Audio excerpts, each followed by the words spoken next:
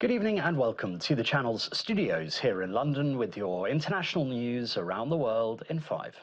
The United States has imposed new tariffs on 60 trading partners in the latest escalation in the trade war reignited by US President Donald Trump when he returned to office last year.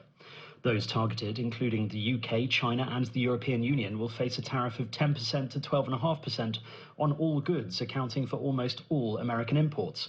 The tariffs, which replace an identical levy which expires on Friday, are based on claims key economic partners have failed to properly tackle forced labour. The US Supreme Court had ruled earlier this year that many of the tariffs imposed globally under emergency powers were illegally enacted. Ukrainian drones have struck a major logistics hub belonging to a Russian retail giant, Wildberries, in St. Petersburg and the Leningrad region overnight, along with the Avitek machine-building plant in Kirov, in what analysts describe as one of Kyiv's largest strikes of the year. Russia's defense ministry said it intercepted 571 drones across 15 regions, occupied Crimea and the Black Sea, but fires broke out at another Wildberries warehouse, injuring 3 people, and explosions were reported at the Kirov plant. Wildberries confirmed it had suspended operations at 2 of its logistics complexes. Ukraine has not officially claimed responsibility, but the barrage marks a further deepening of Kyiv's long-range drone campaign into Russian territory. Officials say at least 82 people have died this week as monsoon flooding swept across northeastern India, Pakistan and Afghanistan. In India's Assam state, 10 people died in the last 24 hours alone in what authorities called unprecedented devastation, with more than 650,000 people affected across 11 districts. In Pakistan, a further 12 deaths in a day pushed the national toll to 53, with the disaster agency issuing a high alert for flash floods and landslides. In Afghanistan's Nuristan province, residents described entire houses and hotels being swept away.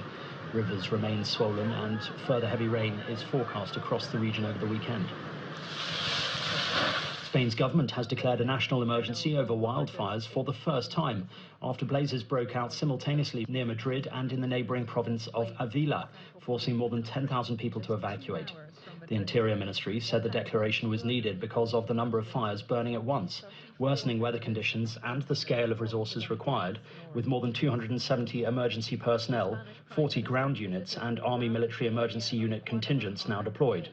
More than 100,000 hectares have burnt across Spain so far this year, and 13 people have died, making 2026 one of the country's deadliest wildfire seasons in decades amid extreme heat and drought.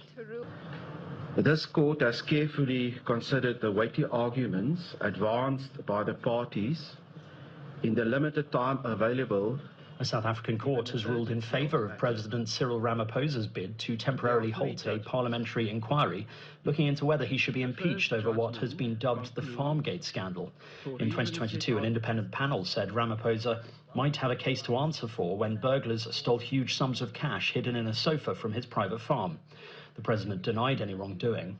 At the time, MPs voted against establishing an impeachment inquiry, but in May the Constitutional Court ruled that Parliament had acted unlawfully by shelving the panel's report.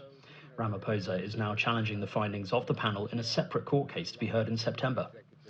A Ugandan judge has ordered the government to explain within a week what has happened to opposition politician Mwanga Kivumbi, who has not been seen for 13 days.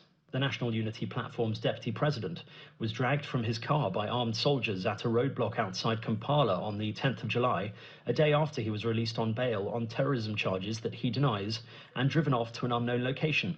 His family's habeas corpus application seeking his immediate release was declined, with the judge instead ordering the authorities to conclude investigations and respond.